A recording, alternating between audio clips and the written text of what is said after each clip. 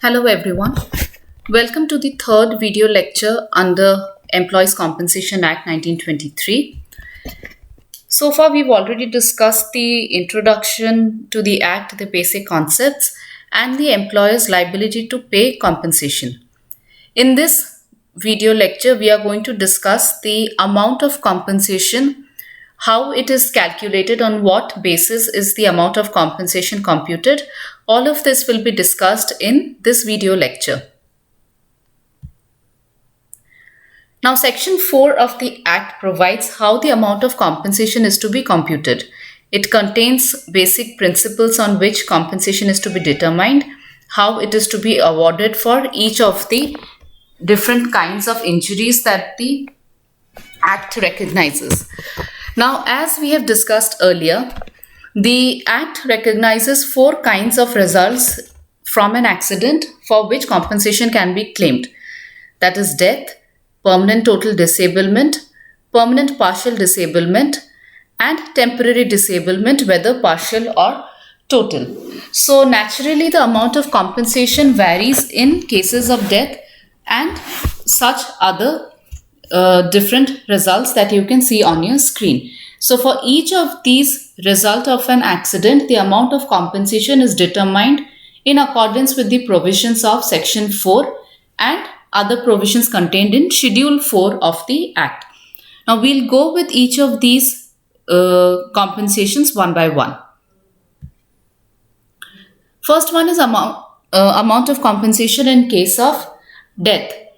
Now, for compensation in cases of death of an employee resulting from an accident arising out of and in the course of employment, the formula or the method of calculation is provided in the statute itself. It says that in case of death, the compensation is calculated as 50% of the monthly wages of the employee into relevant factor will be the amount of compensation, or rupees 1,20,000, whichever is more. So either this amount of compensation that you arrive at by multiplying the relevant factor and 50% of monthly wages, or 1,20,000, whichever is more, is the amount of compensation in case of death of an employee which is paid to his or her dependents. Now, for calculation of 50% of monthly wages, the Act sets a wage limit for the computation. Earlier it was 8,000 rupees, but through a notification in January this year, January 2020, the wage limit has been increased to 15,000 rupees. What it essentially means is that even if a workman is getting wages exceeding 15,000 rupees per month, for purposes of calculation of amount of compensation, it is deemed that he or she is getting 15,000 only. So if the salary or the monthly wages of the employee is, say, for example, 25,000, then for purposes of calculation of compensation, it will be considered that the monthly wages 15,000 only. That excess of 10,000 is not calculated. So it will be 50,000 of 15,000, that is 7,500, into the relevant factor. However, if the monthly wages in any case less than 15,000, say it is 10,000 rupees, then 10,000 is taken for purposes of calculation. Only for wages that is exceeding the wage limit that is given for purposes of calculation, that exceeding or excess amount is not taken into consideration. Then you have a relevant factor. What is this relevant factor? The relevant factor is mentioned in Schedule 4 of the Act. It is a numerical factor which is provided in the second column of the schedule against the entry in the first column, where the first column is the age that is specified, the number of years or completed years of age of the employee on his last birthday immediately preceding the day on which the compensation fell due. So this is what the table of the relevant factor looks like. It starts at not more than 16 years of age and goes up to not more than 65 or more. And against each age, they have a numerical value that is provided. So, for example, if the employee has meets with an accident today, and then for the purposes of compensation, whenever the compensation is due, prior to this, on the last birthday, whatever was the completed age of that employee, say if it was 18, then that is taken into consideration. The number of years completed on the last birthday immediately preceding the day on which the compensation fell due. So that age is taken into account. Say if it is 18th birthday, then 18 into the relevant factor, corresponding relevant factor, that is 226.38. Whatever is the amount that they arrive at is the amount of compensation. If it is less than 1,20,000, then 1,20,000 will be the amount of compensation. So 50% of the monthly wages into that relevant factor given against 18th birthday will be your amount of compensation. So likewise, for every age, they have a different numerical value, which is the relevant factor. Now, this amount of 1,20,000 also was not initially there. It is only after a series of amendments that they have arrived at this amount. Earlier, it was 20,000 rupees. Then it was increased to 50,000, then to 80,000. And finally, with the 2009 Amendment Act, it has been increased to 1,20,000, and no further amendment has taken place till now. Then you have compensation in cases of disablement. Now, because the Act recognizes different kinds of disablement, they are graded on the basis of character of the disability: partial, total, temporary, permanent.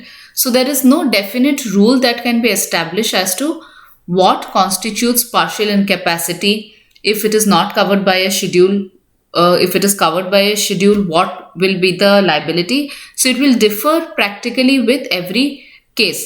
So the amount of compensation to be awarded is not measured by the nature, location, or degree of the injury, but by the extent or degree of the loss of earning capacity, incapacity of the worker resulting from that injury.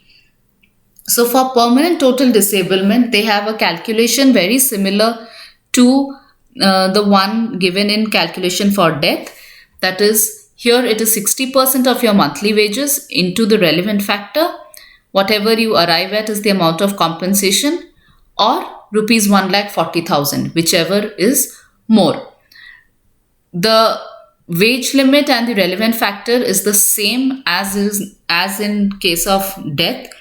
So it is 15,000 rupees, and relevant factor is as per the 4th schedule of the Act.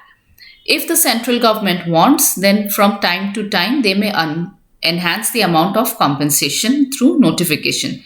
Like this 1,40,000 is also not what the Act initially had. Initially it was 24,000, then it was enhanced to 60,000, then to 90,000, and with the 2009 Amendment Act, it is 1,40,000 rupees for permanent total disablement. Now for permanent partial disablement, again there are two aspects to it. If it is because of an injury that is specified in Schedule 1, Part 2, then the calculation is slightly different. If it is an injury which is not specified in the schedule, then it is again slightly different. So if it's a scheduled injury given under Part 2 of Schedule 1, then the percentage of compensation is calculated first for total disablement as if it were a total disablement, and then in proportion to that, the loss of earning capacity is assessed, and accordingly the compensation is determined. So in order to find out that amount of compensation for permanent partial disablement, First, they have to calculate the amount of compensation in case of permanent total disablement. So they take into account the age of the employee, the monthly wages multiplied by the relevant factor, and then whatever amount is arrived at, that shall be determined in proportion to the loss of earning capacity in respect of the injury that is in question, and the compensation amount will be decided. The simple logic behind this is that the compensation in case of permanent partial disablement should not be more than what it would have been in case of permanent total disablement, which is why they first calculate the permanent total disablement compensation, and then in proportion to that they decide the compensation for permanent partial disablement. For injuries that are not specified in the schedule, again, similarly, they first calculate the compensation that would have been payable for total disablement, and in proportion to that, the loss of earning capacity is determined, based on which the final compensation amount is decided. The only difference here is that the loss of earning capacity here is assessed by a qualified medical practitioner, because it is an injury which is not specified in the schedule. For scheduled injuries, it is comparatively easier because you just have to go through the schedule and see what the schedule recognizes as a permanent partial disability. But if it is not specified in the schedule, then the assessment of the qualified medical practitioner becomes very important. Now, the commissioner cannot disregard the assessment that is made by the qualified medical practitioner. However, if he is not satisfied, or if he is not willing to accept the certificate, or if he wants a second opinion, he can always refer it to a medical board or for expert opinion and ask either for a fresh report or a second medical report. That is the discretion of the commissioner. The only difference here being between these two being that for the non-scheduled injuries, the role of the qualified medical practitioner becomes very, very relevant. Further, the Act specifies that for permanent partial disablement, if it is more than one injuries, then the amount of compensation is calculated for each of these injuries, aggregated, and then paid to the employee. But it should not in any case exceed the amount which would have been payable if it was a permanent total disablement. So it is the same logic. The difference being that here they are talking about one injury only. Here they are talking about more than one injuries. The result is the same, permanent partial disablement. But if it is because of multiple injuries, then the aggregate for each of these injuries is taken, and the amount of compensation cannot exceed the amount which would have been payable if it was a permanent total disablement. And for non-scheduled injuries, the qualified medical practitioner gives an assessment about the loss of earning capacity, based on which the commissioner determines the amount of compensation. Then you have compensation in case of temporary disablement. Whether it is total or partial in nature, temporary disablement compensation is a half-monthly payment which is given at the rate of 25% of the monthly wages of the employee. Here there is no wage limit like in case of total disablement and death. Whatever is the monthly wage of the employee, 25% of that is the sum for compensation for temporary disablement. When it is paid to the employee is also mentioned in the Act. It is divided into two categories. One where it is the disablement lasts for more than 28 days, and the second where the disablement lasts for less than 28 days.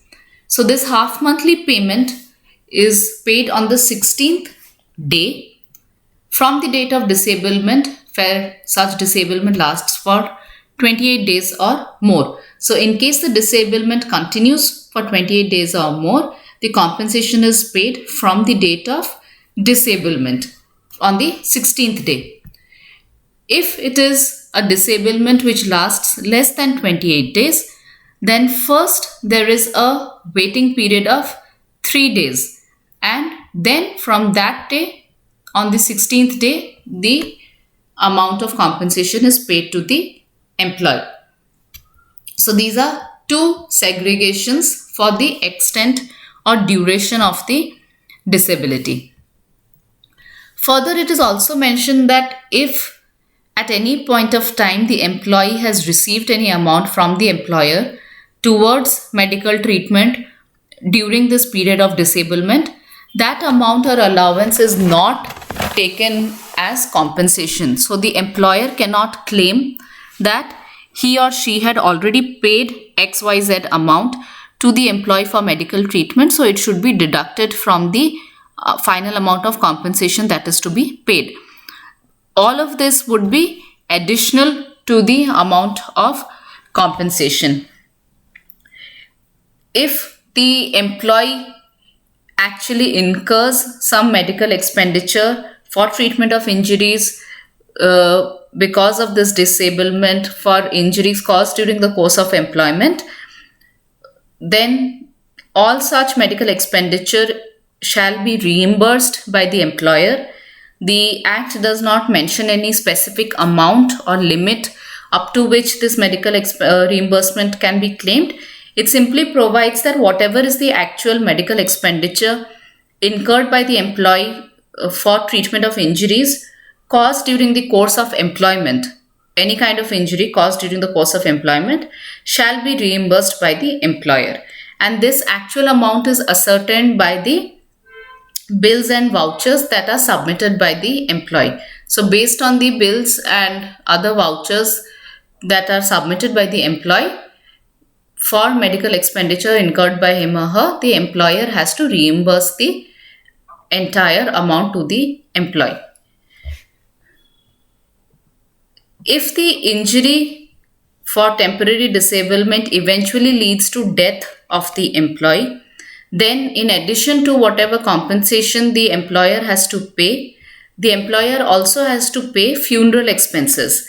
Now this funeral expenses is a minimum of 5,000 rupees, which is paid to the eldest surviving dependent of the employee or to such other person who has actually incurred the expenditure for funeral. So this funeral expense is again in addition to the compensation that has to be deposited with the commissioner. So to sum it up, the factors to compute the amount of compensation range from nature of injury to age of the employee to several other things, as you can see on your screen and as we have discussed earlier. The different factors which compute this amount of compensation or based on which the amount of compensation is calculated is the nature of the injury, result of the injury, which is either death or disablement. What is the nature of disablement? Temporary, partial, permanent, total. Age of the employee, based on which the relevant factor is determined. Wages of the employee, so that the 50% or 60% of the wages can be calculated, keeping in mind the wage limit of the Act. Terms of Schedule 1, which specifies the list of injuries, and terms of Schedule 4, which specifies the relevant factor. So all these factors play an important role in determining the final amount of compensation that is to be paid to the employee. Now, Section 4A talks about the payment of compensation, that the compensation is to be paid as soon as it falls due to the victim, that is the employee, or in case of death of the employee, to his or her legal heirs.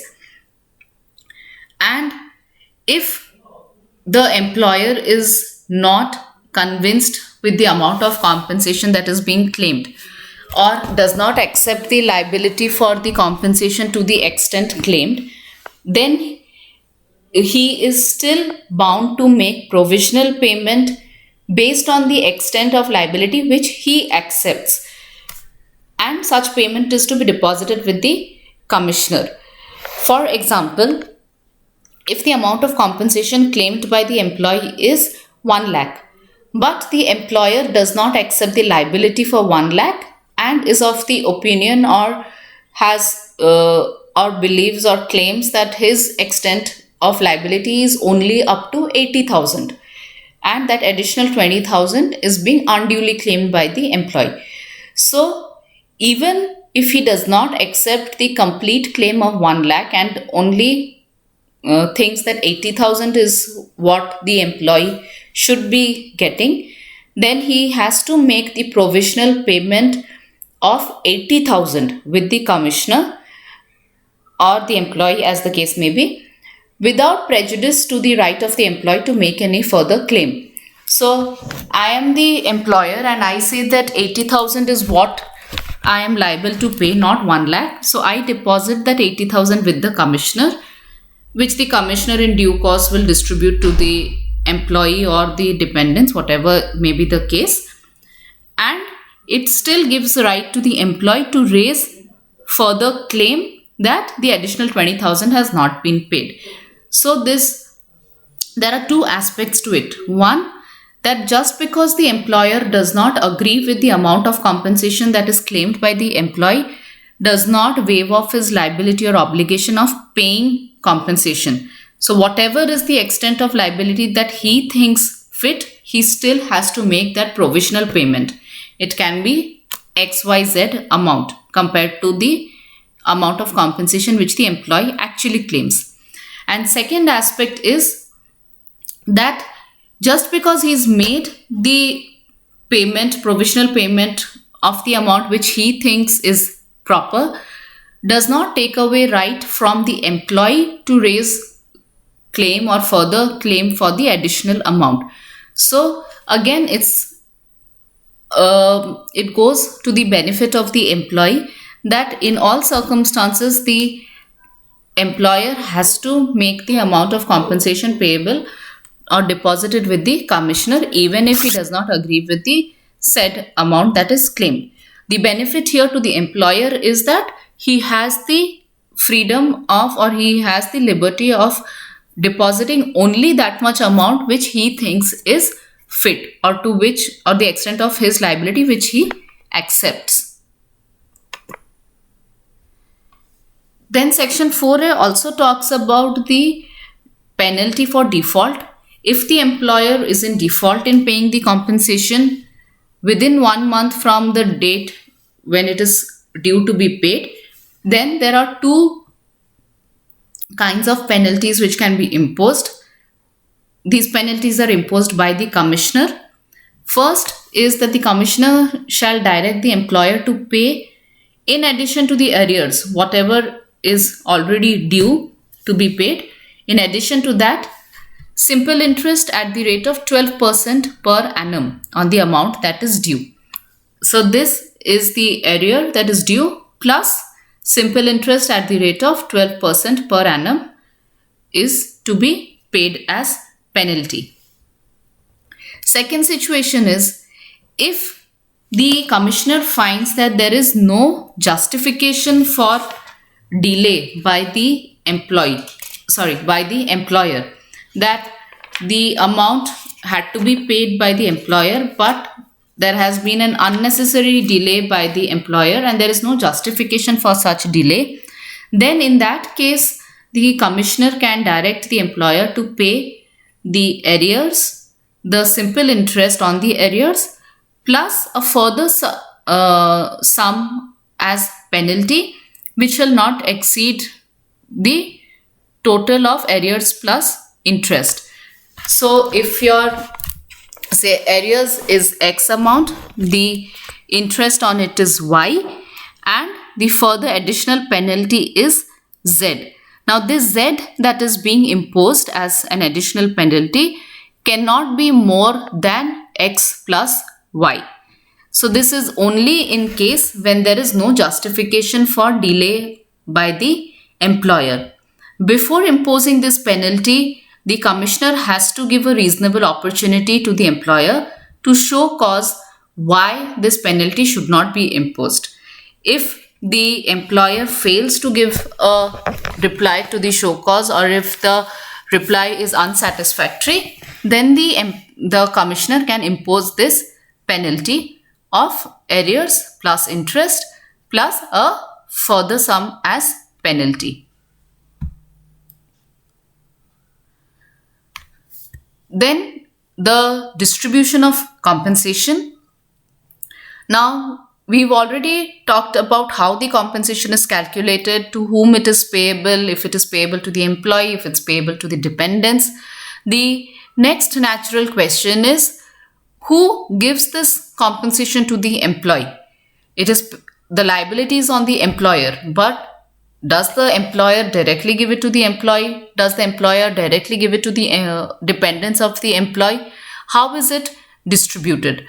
So the Act under Section 8 specifies that any compensation which is to be paid to an employee, whether for legal disability or if it is for death to the dependents, the entire amount has to be deposited with the commissioner who is appointed under this Act. No payment is directly made to the employee. It is always channelized through the commissioner and deposited with the commissioner. Any payment which is directly made to the employee by the employer is not considered as compensation. Like we discussed in the few slides earlier, that if the employer pays any amount as towards medical expenses or otherwise to the employee, the same is not considered as payment towards compensation. So anything that is directly paid to the employee is not considered as compensation.